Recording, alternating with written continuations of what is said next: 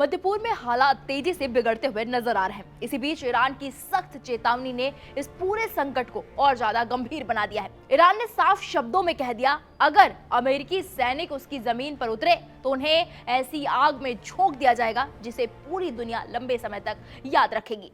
Iran की इस warning ने अमेरिका को हिलाकर रख दिया है। ईरान का दावा है कि उसकी मिसाइलें पूरी तरह तैनात हैं। 3rd नहीं 13 डिग्री का केस है। माल मैंने चुराया है, पीपल के नीचे दबाया। हवालात की हवा अच्छों को सुधार देती है शुक्ला। समर कूल कूलर, हवा अच्छी है, ठंडक सच्ची है। समर कूल, लाइफ बनाए वंडरफुल। जवाबी हमले जारी हैं और उसकी सैन्य ताकत पहले से कहीं ज्यादा मजबूत हो चुकी है। ईरानी सरकारी समाचार एजेंसी फोर्स के मुताबिक गलीबाफ ने अमेरिका पर दोहरी नीति अपनाने का आरोप लगाया है। एक तरफ बातचीत की बात और दूसरी तरफ जमीनी हमले की तैयारी। ईरान का कहना है कि अमेरिका 15 बिंदुओं की एक सूची के जरिए वो हासिल करना चाहता है जो वो युद्ध में नहीं कर पाया, लेकिन तेहरान ने साफ कर दिया है कि वो किसी भी ऐसी शर्त को नहीं मानेगा जिसे आत्मसमर्पण समझा जाए।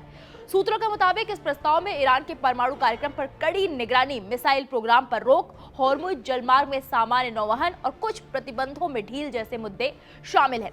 लेकिन सवाल यह है, क्या ये कूटनीति है या दबाव की रणनीति? वहीं ईरान के विदेश मंत्री अब्बास अराक्ची ने एक और बड़ा आरोप लगाया है। उन्होंने आशंका जताई है कि अमेरिका और इजराइल युद्ध का दायरा बढ़ाने के लिए फॉल्स फ्लैग ऑपरेशन कर सकते हैं, यानी ऐसे हमले जिनका इल्जाम बाद में ईरान पर डाल दिया जाए। इधर ईरान के अंदर भी माहौल गर्म है। तेहरान, मशहद और इस्फहान में सरकार समर्थक रैलियां हो रही हैं, जहां लोग अमेरिका विरोधी नारे लगातार लगा रहे हैं। गलीबाफ ने साफ कहा, ये सिर्फ युद्ध नहीं बल्कि राष्ट्रीय धैर्य और इच्छा शक्ति की परीक्षा है। अमेरिकी सैनिक ईरानी भूमि पर उतरे तो उन्हें ऐसी आग में झोंका जाएगा जिसे क्षेत्रीय सहयोगी भी लंबे समय तक याद रखेंगे। ईरान की मिसाइलें पूरी तरह तैनात हैं, जवाबी हमले जारी हैं और देश की सैन्य प्रतिबद्धता पहले से अधिक मजबूत हुई है। यानी IRGC के पास बड़ी संख्या में ड्रोन, बैलिस्टिक मिसाइलें और तटीय रक्षा सिस्टम है। एक्सपर्ट्स मानते हैं कि अगर खार्ग, लारक और अबू मूसा जैसे द्वीपों पर संघर्ष होता है तो लड़ाई लंबी और बेहद जटिल हो सकती है। पूर्व अमेरिकी रक्षा अधिकारियों का भी कहना है कि किसी इलाके पर कब्जा करना आसान हो सकता है, लेकिन वहां सैनिकों को सुरक्षित रखना सबसे बड़ी चुनौती है।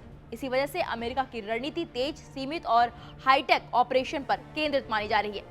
लेकिन सबसे बड़ा सवाल अब भी यही है, क्या ये तनाव सीधे जमीनी युद्ध में बदलेगा या फिर कूटनीति आखिरी वक्त पर इस टकराव को रोक पाएगी? मध्य पूर्व में हर गुजरता दिन दुनिया को एक बड़े संघर्ष की ओर करीब ले जा रहा है। फिलहाल पूरे मामले में आपकी क्या राय है, हमें कमेंट बॉक्स में जाकर जरूर बताइएगा।